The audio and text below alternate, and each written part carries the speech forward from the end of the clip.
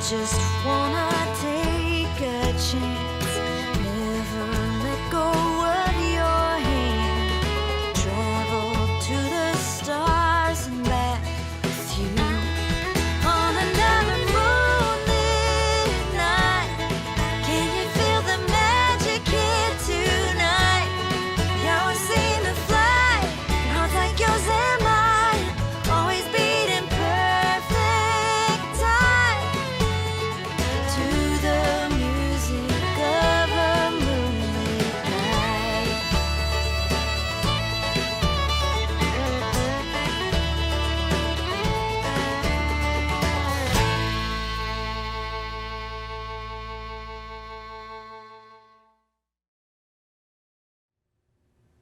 Welcome, everyone, to NASA's International Observe the Moon Night broadcast. I'm your host, Andrea Jones, and I'm here at NASA's Goddard Space Flight Center in Maryland to help guide you through a great program. International Observe the Moon Night is a day each year that we invite everyone on Earth to observe the moon, to learn about the moon, and to honor the cultural and personal connections we have to the moon. It's a day to catch up on what's been happening in lunar science and exploration, to celebrate the moon in our arts and culture, and for lunar enthusiasts around the world to connect. This is our 13th International Observe the Moon Night, and we are so glad that you are here with us. While you're watching, or after the broadcast, you can check out our website, moon.nasa.gov/observe. Here you'll find lots of information and resources, some creative observing ideas, because you can observe the moon with senses other than sight, and our map of lunar observers around the world. You can add yourself to this map by registering. You can also find out how other people are participating and share your own pictures and experiences in the International Observe the Moon Night Flickr gallery, and by using the Observe the Moon hashtag wherever you are on social media. International Observe the Moon Night was inspired by events celebrating the arrival of NASA's Lunar Reconnaissance Orbiter and NASA's Lunar Crater Observing and Sensing Satellite, or LCROSS, at the moon in 2009. Since then, LCROSS has successfully completed its mission, and LRO continues to teach us new things about the moon. I'm going to pass things over for the project scientist for LRO, Dr. Noah Petro, who will give us an update on what's been happening with the spacecraft and the mission. Hi, I'm Noah Petro, lunar enthusiast and project scientist for NASA's Lunar Reconnaissance Orbiter, a spacecraft we call LRO. Imagine for a moment you're about to take a long road trip. What sorts of information might you want to have before you go on that trip? You probably want to know the path, the route that you'll take. You'll want to know where you can refuel, and you want to know where you can get out and stretch your legs and take in the view. Well, in 2009, NASA sent LRO to do just that for the moon, to create a high-resolution digital atlas of our nearest neighbor in space. On LRO, we have instruments that collect high-resolution images, map the topography of the moon better than any other object in the solar system, and tell us where those valuable resources exist at and near the lunar surface. In short, LRO has ushered in a completely new era in our understanding of the moon, how it changes, and how it existed maybe 4.5 billion years ago. With this data, we're prepared for a new generation of lunar explorers to get back to the lunar surface. Both human and robotic explorers will use the data from LRO to not only safely navigate the lunar surface, but conduct some of the most sophisticated science investigations of any planetary surface ever. Now, what do you do when you've done all of those exciting things at the moon? Well, you prepare for other explorers. And over the next 3 years, LRO has a new mission in store. So let's learn a little bit more about that mission by watching this video. Let's take a look. This year, the Lunar Reconnaissance Orbiter celebrates 13 years of orbit around our moon. And in that time, it has collected over a petabyte of data, the largest volume ever collected by a planetary science mission at NASA. Due to its success and continued operational abilities, NASA has awarded the spacecraft an additional extended mission phase so that it can continue gathering critical information on the moon and help pave the way for future lunar missions. Going forward, the LRO mission will have 4 main areas of focus. The first is the study of volatiles, which are chemicals that easily evaporate or vaporize, such as water. In terms of lunar exploration, volatiles will be useful for things like creating rocket fuel and making oxygen to breathe. so they are a primary resource that future astronauts will depend on having. LRO will continue to provide new data for identifying which areas are rich in volatiles, and for cluing us in to how they may move around the lunar surface. Current LRO data suggests they may be frozen in permanently shadowed craters, in areas that receive some sunlight, and may be chemically locked in minerals on the moon. This is helping pave the way for future missions like Viper, which will send a robotic rover to explore an area near the lunar South Pole, and ultimately, the astronaut-led Artemis missions. The second area of focus is on the moon's interior, volcanic features, and the tectonics of the moon's surface, because understanding the lunar surface requires knowledge of what's been going on underneath.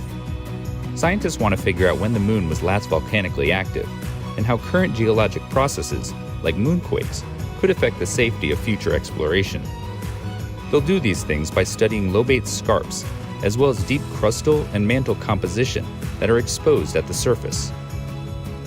Studying the moon's history of volcanism and tectonics will also inform us about other planetary bodies in our solar system and beyond. The third area of focus is on the moon's surface, its regolith and impact craters. We want to know how impact craters break down, and if different ejected materials might degrade at different rates. These studies will give us a better understanding of the mineral and chemical makeup of the lunar surface and subsurface. This information can tell us how the moon has changed over hundreds of millions or billions of years. Studying the moon's regolith and impact craters also informs scientists about space weathering, which can help similar studies looking at the Earth, as well as on places like Mars, Mercury, or even asteroids. The last focus area for LRO going forward is support for future missions. NASA has plans for numerous missions to go to the lunar surface during LRO's extended phase. Sending missions to the lunar surface requires planning, not only to build the mission, but to find safe and interesting landing sites. LRO is in a unique position to directly assist with some of those operations and science objectives. LRO can help identify landing sites by making maps that tell us what the surface is like, where there may be hazards to landers, and where there are interesting features to explore. LRO is also capable of helping landed missions get simultaneous measurements from orbit while they gather data from the surface. After studying the moon for 13 years, LRO has proven to be one of NASA's most valuable tools for advancing lunar science. And as it continues collecting data, the spacecraft helps lead the way for future exploration of our moon.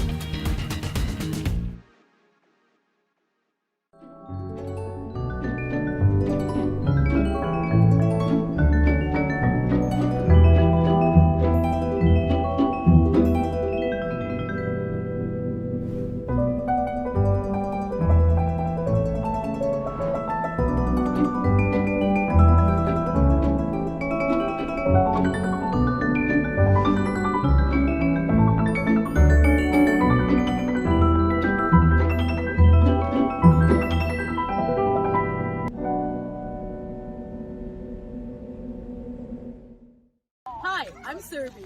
I'm Zoe. I'm Ben. I'm Chloe. And I'm Samuel. And we are Amateur astronomers. We are currently observing from Roundwood, County Wicklow, Ireland's highest village. Here's how we observe the moon. Or as we say in Irish, ag fécint ar an Iarlaach. We are ready for Artemis. Hi, I'm Mary. I'm Erica, And I'm Frank. and we're from the Center for Astrophysics, a collaboration between the Smithsonian Astrophysical Observatory and the Harvard College Observatory. Our favorite way to observe the moon is with the Micro Observatory Robotic Telescope Network, a network of telescopes like this one in Cambridge, Massachusetts. We also have telescopes in Arizona and even Chile. So join us observing at microobservatory.org. Choose Observing with NASA portal, select the target moon, and an email of your picture of the moon will arrive the next day. So join us. Hello everyone, we are the Milkweed Choir from South Africa. And we are so excited to be celebrating the International Observe the Moon Night with NASA! Welcome back. The moon is near first quarter today, which means you can find it in the afternoon and evening sky. It's a great phase to observe the moon through a telescope or pair of binoculars. The line between day and night, which is called the terminator, is a great place to see the rugged lunar terrain really pop out. There are long shadows from crater rims and mountain peaks that are as high or higher than what we have on Earth. With a telescope, you can catch glimpses of volcanoes, fractures or big cracks in the moon's surface, and even winding channels carved by lava. But you don't need a telescope or pair of binoculars to observe the moon. With just your eyes, you can see dark and light patches. The dark patches are plains of solid lava called maria, the Latin word for seas, and the light patches are the rugged lunar highlands. There's a lot to learn from observing the lunar surface. Take a look at this next video for a view of an interesting sight.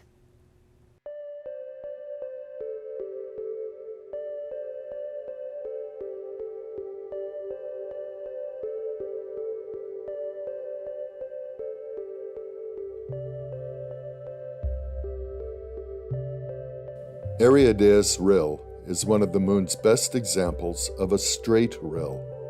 Running roughly east to west, it appears as a great fracture in the lunar crust, measuring about 220 kilometers long, 4 kilometers wide, and 0.8 kilometers deep. This is an example of a graben, where a long block of land drops down between two parallel faults. It may have been formed by a rising dike of magma wedging open a crack in the lunar crust.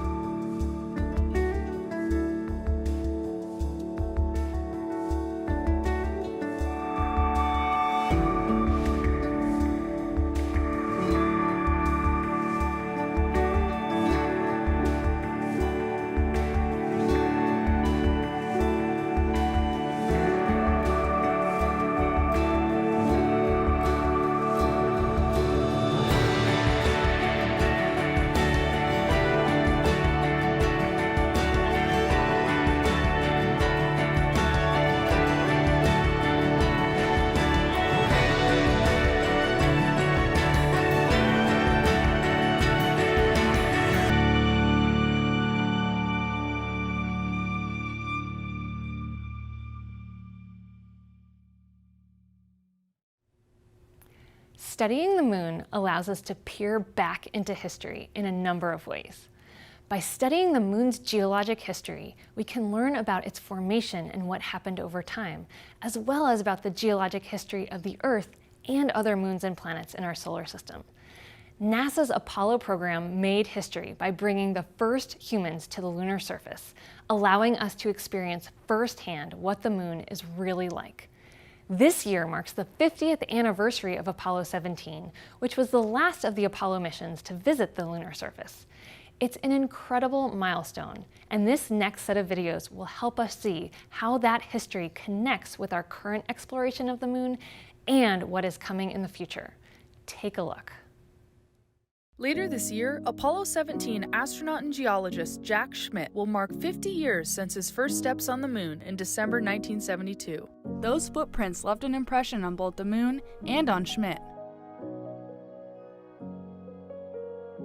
No matter how much preparation you have for experiences like stepping on the moon, it's going to be more than you ever anticipated. Schmitt was the first trained field geologist to observe the moon up close and personal, and he found himself discovering unexpected things with every step. Every rock that we examined had something new that I didn't expect, and surprises is what geologists like. That's why you're exploring, is to see the things that nobody's ever seen before. Schmitt spent a combined 22 hours outside of the spacecraft during his 3 excursions on the moon. Before his own trip, Schmitt trained other Apollo astronauts, sharing with them his in-depth knowledge of fieldwork. The main thing was to expose them to as many different, say, geological experiences as we possibly could. Get them out in the field. Don't let them sit in the classroom. He treated training scenarios on Earth the same way he would if they were on the moon, including simulated equipment, backpacks, and cameras strapped to the front of spacesuits. Astronauts could then focus on what differences in the rocks they were seeing and what rock samples were best to collect, essentially giving them the fundamental field geological experiences that they needed to succeed. The 4 or 5 days per month Schmidt spent training astronauts in the field really did make a difference. The quality and diversity of the Apollo sample collection, independent of Apollo 17, where you had an experienced geologist, the quality and diversity of that sample collection is just remarkable. Fortunately, the current Lunar Reconnaissance Orbiter mission, or LRO, is changing the game, bringing back high-quality photography of the moon that Schmidt only wished he'd seen before his own trip. The Lunar Reconnaissance Orbiter program now has provided us with a much, much higher resolution suite of photographs for any future astronauts. What we learned from the Apollo missions helped lay the groundwork for LRO, and LRO will help guide future explorers. Every new environment in which a geologist works is usually very different than the last, but you have learned things from your previous experiences that do in fact enable you to maximize the value of your new experience. Schmidt has his fingers crossed for future moon exploration, a landscape he considers holds answers to many questions about the early solar system. You can hear people talk about it, but you can't absorb it until you're there.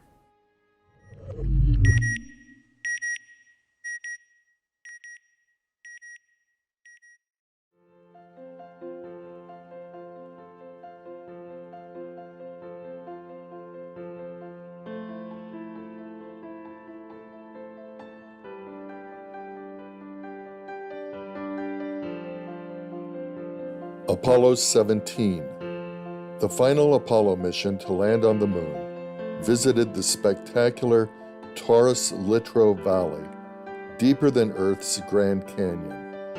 In December 1972, astronauts Gene Cernan and Jack Schmidt explored an active fault scarp, a gigantic landslide deposit, and brought back samples including beads of volcanic glass erupted in an ancient lunar fire fountain. Schmidt was the first professional geologist on the moon.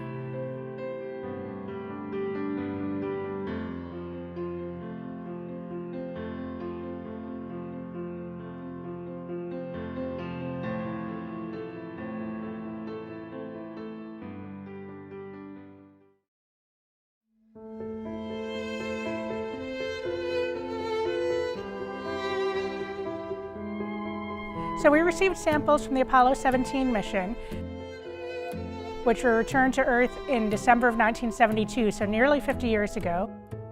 Basically collected on the moon, brought back, then they were frozen within about a month of being returned, so no one's ever looked at them since. It's very exciting.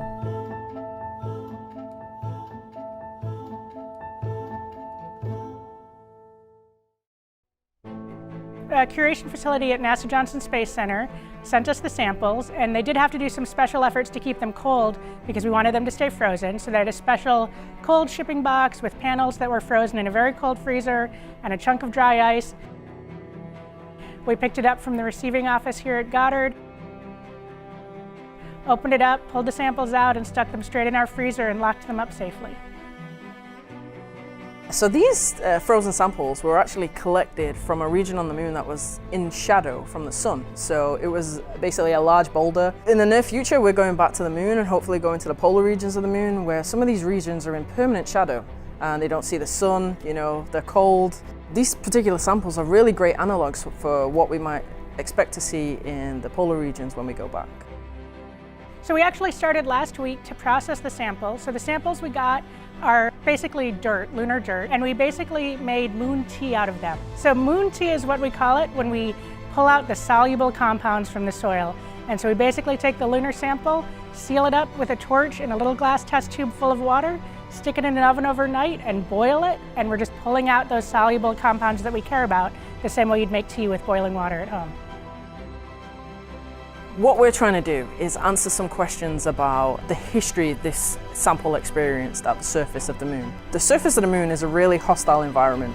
You know, it's not like here on Earth where we have this beautiful atmosphere that protects us from the nasties of space. So we have particles from the sun that are continuously hitting the surface of the moon, and we've got galactic cosmic rays that are coming in and penetrating into the surface as well. They actually create noble gases in these particles. So you can imagine that there's none to begin with, and then as they get exposed to this space environment, they kind of get more and more buildup of noble gases.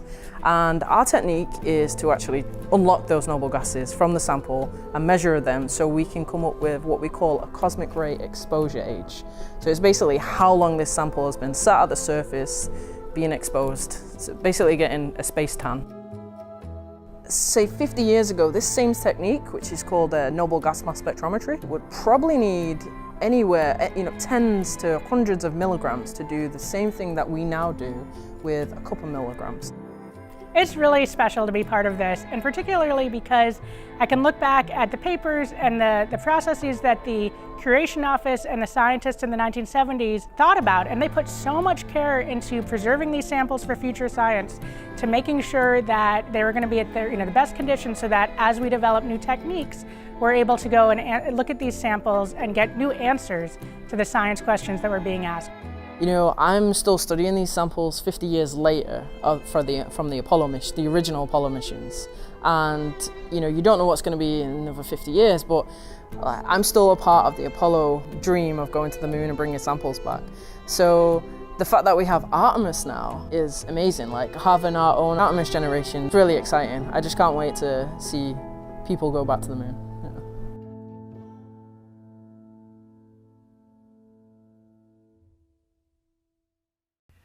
NASA's Astromaterials Research and Exploration Science, or ARES team at the Johnson Space Center in Houston, Texas, is responsible for curating the agency's Apollo lunar samples.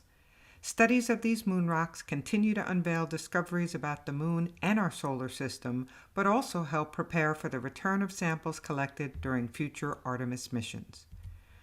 Recent work by our team on samples such as the Apollo 17 core seen here supports the Apollo Next Generation Sample Analysis, or ANXA, initiative. This initiative has enabled a new generation of explorers equipped with new and improved technologies to study Apollo samples. ANXA helps link generations of lunar explorers and has also enabled our team to capture valuable lessons learned that can be applied to collecting and curating moon rocks from Apollo to Artemis. Let's take a look at how NASA got samples from the moon.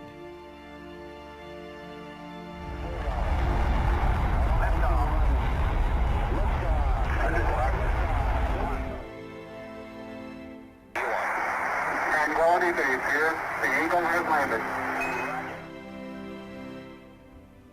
Oh man, look at that rock out there. Absolutely incredible.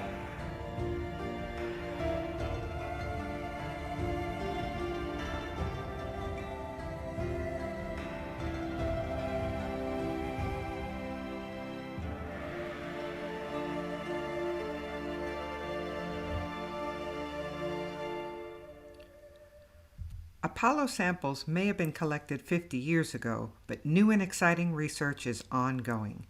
Seen here is the Apollo 17 core sample that was vacuum sealed on the moon. Earlier this year, almost 50 years later, the team members seen here were involved in a successful extraction of gases from the core sample vacuum container. The many lessons learned from this process will be applied to the future collection of volatiles, which you can think of as gases from water or hydrogen or carbon dioxide or others that we hope to collect during Artemis missions. The team also carefully processed lunar material collected in the Apollo 17 core from below the lunar surface, carefully separating out individual pieces of various sizes and documenting every step taken throughout the process. Utilizing technologies such as X-ray computed tomography, or XCT scans, which you can think of or think about like scans a doctor may take of your brain or another part of your body to see what it looks like without doing surgery. Well, these types of scans provide exciting data valuable for research, but scans of the vacuum-sealed Apollo 17 core proved to be extremely valuable in the successful gas extraction and processing. These lessons learned again will be applied to the collection and curation of future samples. Lunar exploration and investigating moon rocks is exciting, and individuals of all ages can get involved. One way is to check out our Astromaterials 3D lunar collection. Astromaterials 3D allows an individual to explore a subset of samples collected from the 6 Apollo surface missions. You can select a mission, find a sample of interest to you, and then open that sample and explore it further. As you further explore the sample, you can interact with the sample, or you may decide to explore it even further using our Explorer tool. The Astromaterials 3D Explorer allows you to interact with the sample, looking at it in different lighting conditions, or even allowing you to view it in 3D. Now, as you wear 3D glasses and explore this sample, it's as though the sample is jumping out of the screen and into your hands. Now, thanks to XCT scans of each sample, again, think about a doctor taking a scan of a part of your body, you can actually explore the interior of a sample, in a sense, slicing into it and finding interesting features. There are lots of other details available on the site, but one additional aspect to point out is that you can even download and print your own 3D model, which can also be fun. Now, additional resources we have available are our Classifying Moonrock Interactive. That's one small step for man, one giant leap for mankind. This online interactive allows learners of various ages to get introduced to our lunar lab, build background, as well as skills enabling a user to learn how to classify moon rocks as well. Users can also learn fun facts about the samples, as well as fun facts about each of the Apollo missions and so much more. The interactive encourages users to continue their journey of exploration with connection to views of landing sites, as well as Astromaterials 3D and more. We encourage you to take advantage of the many ways to explore the moon, including looking up at the night sky, but also exploring and interacting with the moon rocks in our collection using resources we have available on our website. We hope you, as we are excited about the journey back to the moon as we continue to learn from Apollo and look to the future with Artemis and the future collection and curation of moon rocks. みんなで月を見よう。I'm focusing on the moon because humans will be expanding the area of activity in the near future. I have been supporting it from the aspect of running site analysis using observation data. Let's look up the moon and imagine humans walking there again. Nazywam się Kinga Ruszecka i zapraszam do wspólnej obserwacji Księżyca. Nosotras somos como la luna. Cada fase es un cambio para llegar a nuestra plenitud. ¡Viva la noche de observación lunar! Hey, we're the 2022 Winter Over crew at the bottom of the world, observing from the National Science Foundation Munson Scott South Pole Station here in Antarctica. In Spanish, we say Observe la Luna. In French, we say Observe la Lune. South Pole Station's looking forward to Artemis 1 launch and NASA going back to the moon. Woo! If I go to the moon, I'd bring some crackers just in case it's made of cheese! Woo! Hello again. I hope you're enjoying this International Observe the Moon Night broadcast. As a reminder, you can visit our website, moon.nasa.gov/observe, where you can find resources, activities, viewing guides, and more. Lots of things to help you learn more about the moon and enhance your experience participating in International Observe the Moon Night. Now, the moon has been an important marker of time for humans for tens of thousands of years. It's an important part of the creation stories in cultures around the world. It's woven into our language and our art. Today, the moon continues to inspire poets and painters, artists and dreamers, scientists and explorers. Next, we present some moon poetry and also some beautiful views of the lunar terrain that we hope will inspire you. A brief history of the moon. When the moon rises, it's where you are. Light reflected from the sun shines in your eyes. Your skin beneath the moon is a long skein of stories too many here to tell. But there is a man stooped fishing beneath a banyan tree there, and a precious elixir somewhere in, perhaps, the snow-white south. They've said all that's lost on earth gathers heaped up there on what they've also said was our mirror. Inanna rotting monthly on a hook, global goddess, arrowed, lonely, dark, full, and the children are singing, guard me till you die. Your heart brims with moonlight because you love and are loved, changing moods like shapes that cross the sky, and someone in a cave once etched phases on antler to keep time. We had to know. Silver falling through clear or clouds ringed like caution against the thief. Night road, moon road, a destination reached. A village, or metaphorically say, the moon itself, drawn down from heaven by the telescope. Not spirit smooth, but rock. You, tonight's Galileo, can see time, collision born, craters, mountains shocked up to snare sunlight on the night's ragged edge, valleys of dust and boulders radiating from Maria.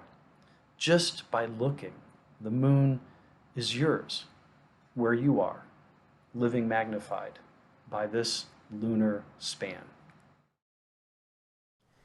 I'm Julie Swarstad Johnson. Nocturne with Freeway.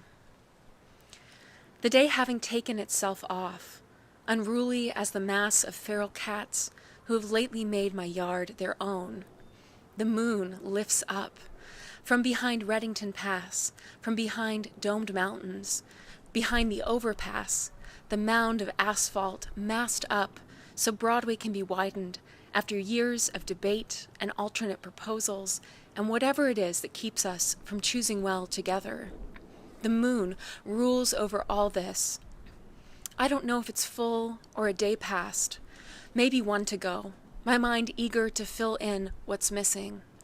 It matters to me, here in all I lament and praise, the city's million dreams surrounding me. I want the precise name for this moment's shine, a measure of all that does not pass through me.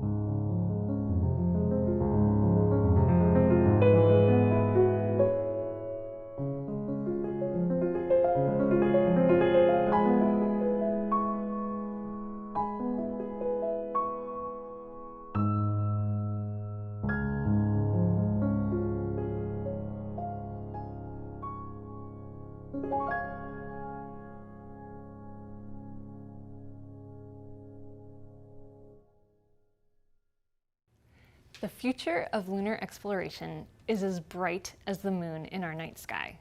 NASA is gearing up to return humans back to the lunar surface with the Artemis missions.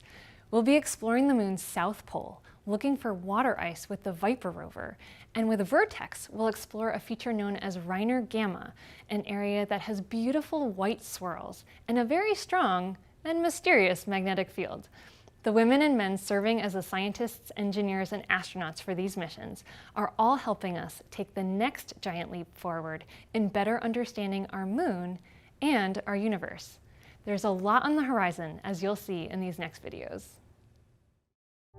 Artemis 1 is paving the way for us to explore deeper and deeper into space. I think Artemis 1 is significant on so many levels. It is a new frontier to do science. So the primary objective is to test the Orion spacecraft integrated with the Space Launch System. And it is designed to carry out the boldest of the bold missions. But it's more than just learning how to travel in space. We're taking a lot of cool science along with us on this first mission to the moon. So as NASA plans to go back to the surface of the moon and then onto Mars, we want to spend more time there, and that's riskier business. So the more we learn about the moon itself and the environment where we'll be operating, the better we can prepare. We have 10 CubeSats we call secondary payloads, which are small scientific spacecraft of their own that will each be conducting their own scientific mission. All of these payloads in some form or fashion will help us going forward. They are going to be studying the moon. And they're going to help us understand what is the moon made out of,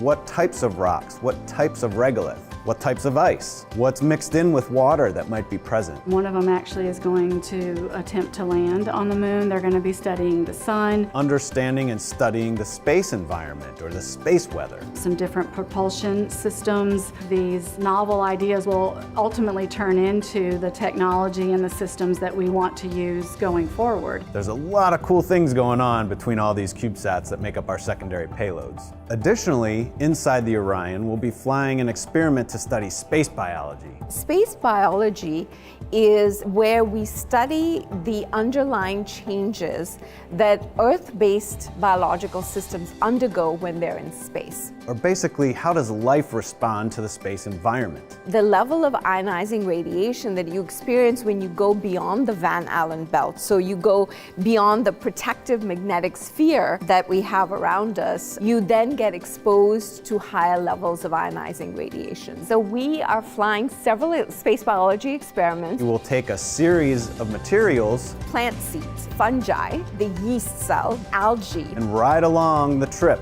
And then when it comes home, we can analyze how they responded to that environment. This research will help us thrive in space. It will help us to go further and stay there longer. In addition to space biology, we'll be learning about how to make astronauts more effective in the Orion in the future. An example of that is something called the Callisto Technology Demonstration. Lockheed Martin built the Orion spacecraft for NASA, and we'll be flying a secondary payload that's a demonstration payload called Callisto. So we took the technology from Amazon for Alexa and the WebEx technology from Cisco, and so we built a digital assistant, if you will, the custom space-qualified Alexa. Alexa, how does the life support system work?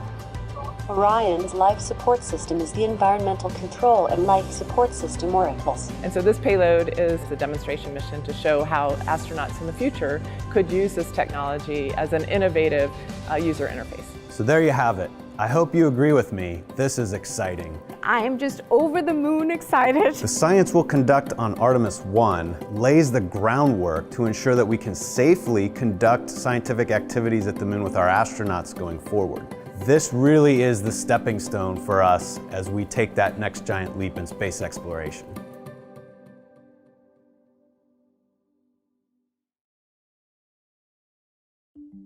Artemis is our 21st century return to the moon. Together, NASA, international space agencies, and a growing global space industry will explore Earth's nearest neighbor with advanced robotics and our next generation of astronauts. But where will our astronauts explore? The moon is a treasure trove of scientific discovery, and NASA has its sights set on the South Pole. This mysterious region features soaring mountains and deep craters, leading to unique locations that experience nearly continuous sunlight, in contrast to nearby depressions that never see the sun. Artemis 3 will mark humanity's return to the lunar surface for the first time since 1972. NASA has identified 13 regions near the South Pole that meet safety requirements for landing and present opportunities to search for lunar resources. Each region can also help us learn more about the history of the moon and gain a better understanding of our place in the solar system. These 13 candidate landing regions represent a diversity of features in the lunar South Pole, ranging from the summits of mountains rising miles above their surroundings to the rims of large craters. These features together act to both expose and preserve billions of years of geologic history. Using robotic orbiters and rovers, NASA and the global science community will continue to study these regions before selecting the Artemis 3 landing site. The astronauts selected for this bold expedition will literally and figuratively shine a light on some of the deepest, darkest areas of the solar system, revealing ancient secrets of the universe.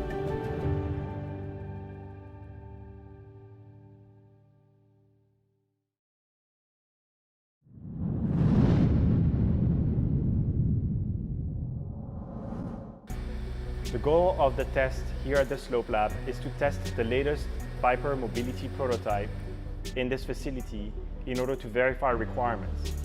That means we want to check that the system does what it is supposed to do once on the moon. The Viper test unit that is behind me is a light version of the full Viper rover. We strip down the heavy components to try to maintain the mass low so that we can drive on Earth, which has a much higher gravity.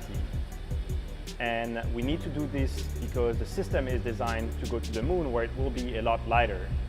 We have consulted NASA scientists who have analyzed images and data from previous Apollo missions to determine the distribution of rocks and craters of different sizes over certain areas of the terrain and the shapes and characteristics of rocks that we expect to see on the surface. So what we've done is use that information to recreate a moon-like terrain for the rover. We're testing our rover capabilities when we go into an extreme sinkage environment. So on the moon, when we're roving, we might encounter areas with fluffier soil, something similar to quicksand. And so our rover has a capability to still make forward progress in these quicksands. We're also testing the ability that the rover has to move in a very special way. It's similar to a caterpillar inchworming motion. So the rover is able to change the distance between its wheels and apply power to the wheels in a very coordinated manner, and that would allow the Viper rover to get unstuck of this quicksand. This is challenging for the rover, but it's important to test because we need to better understand and mitigate risks and hazards to the rover. And we have a great team of NASA engineers here to address any risks that we might face.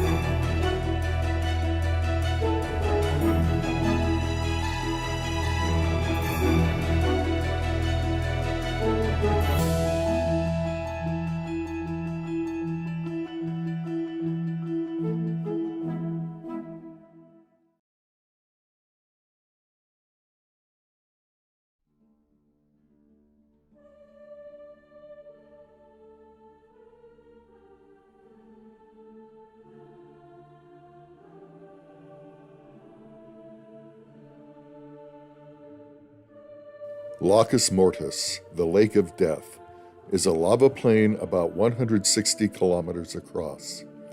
It was chosen as the first landing site for NASA's Commercial Lunar Payload Services program of robotic missions. Near its center is the crater Berg, 40 kilometers in diameter. West of Berg, Lacus Mortis's floor is broken by a fascinating network of fault scarps and fractures known as straight rills.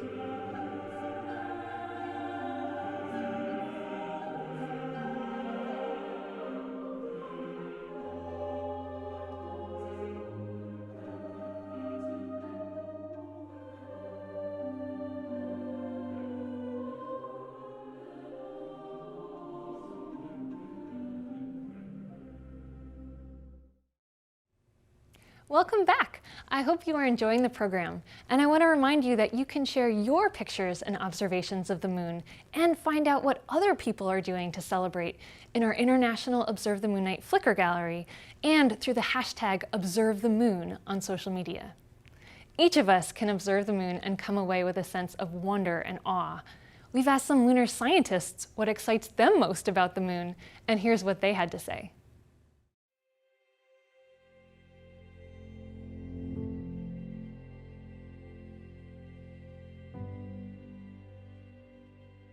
Hi, my name is Aisha Khatib. I'm a PhD candidate at the University of Maryland. I study lunar seismology, especially deep moonquakes. I'm really excited about the fact that we're going forward to the moon and we are trying to answer some of these questions that we've had for the past 50 years. What people might not know about the moon is that the moon is seismically active, so there are a lot of seismic events that occur on the moon. So just as the Earth has earthquakes, the moon also has moonquakes, and there are several different kinds of moonquakes that we've been able to observe from the Apollo seismic data. We have thermal moonquakes, we have shallow moonquakes, and we also have something that are really, really mysterious called deep moonquakes, which occur really deep down in the lunar interior. And we think they are due to tidal stresses, but we don't exactly know what causes these moonquakes. And I'm really excited about seeing new data finally after only working with data that's 50 years old. So that's what I'm excited about. Hello, I'm Greg Schmidt, Director of NASA's SSERVI, the Solar System Exploration Research Virtual Institute. So one of the things that excites me so much is the discovery of volatiles. So what do I mean about that? You know, what I mean is that we have discovered things like water, you know, in the form of ice. Now, how it got there, we don't know yet. You know, a lot of people are still doing some pretty exciting research on that. There are other kind of materials that are preserved in these permanently shadowed regions on the moon that have been there for a really, really long time. I mean, we're talking billions of years. Why are they still there? Because it's so very, very cold. We're talking about some of the coldest places in the solar system, as cold or perhaps even colder than Pluto.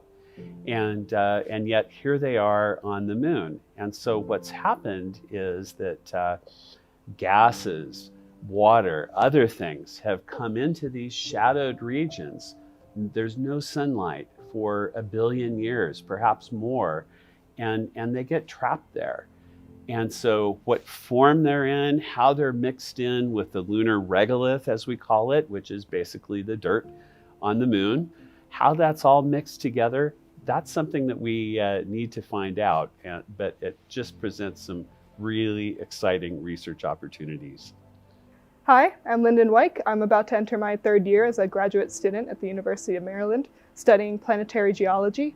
I'm very excited about the moon right now because it serves as our first step towards exploring more of the solar system and the universe as a whole, but for the Artemis mission coming up, I'm very keen on seeing astronauts get to go back to the moon, forward to the moon for the first time in 50 years. So having astronauts go to the moon is also very important to me as it ties into my own research, where I've been looking into how to detect lava tubes as a resource for the astronauts and their equipment to use as shelter. When they get to the moon, when they say, we need somewhere to take shelter, and I'll be helping to find those. I'm Carly Peters. I'm a planetary geoscientist. I'm a semi-retired professor from Brown University, but I've been working on lunar exploration and lunar science for decades, and I love it. Remember, the Earth and the Moon are related, more related than any other planetary bodies. And the moon affects us, sometimes directly, sometimes just because we can go out on a moonlit night and smile. It's an old friend, it's not going away, it'll be there for much longer than we are, and I love it.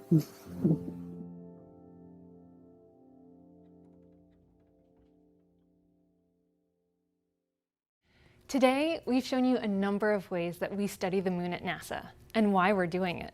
There is so much that we're still learning from our past exploration, and so many things that are happening now as we prepare for the next phase of lunar exploration with Artemis.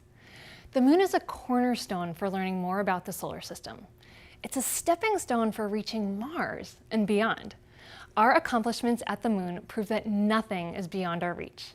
It's a symbol in the sky. So remember, no matter who you are or where you're from, you have the potential to dream big and reach for the stars. In that spirit, we bring you this next moon-themed music video featuring singers Javier Colon and Matt Cousin. I hope you enjoy it.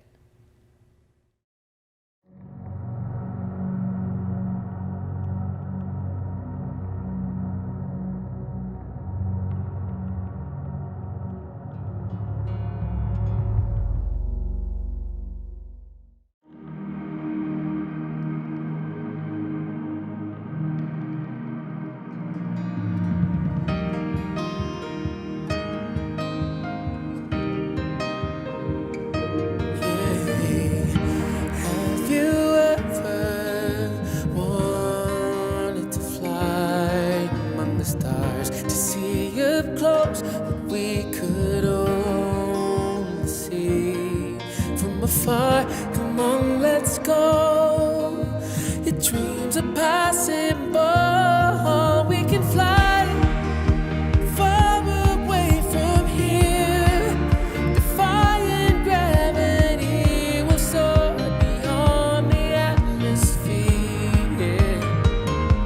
and we will see things we've never seen before. We'll open up a door to a new world and go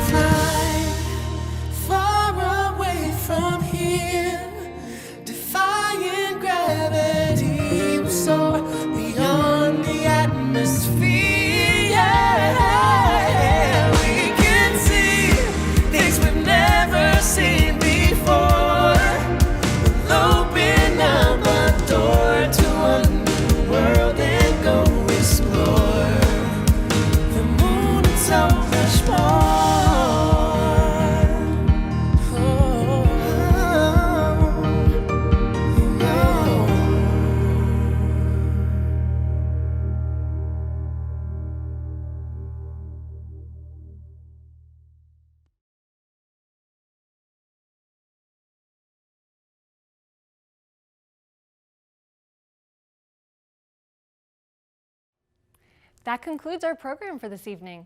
I'd like to thank the Solar System Exploration Division at NASA's Goddard Space Flight Center and NASA's Lunar Reconnaissance Orbiter for sponsoring International Observe the Moon Night.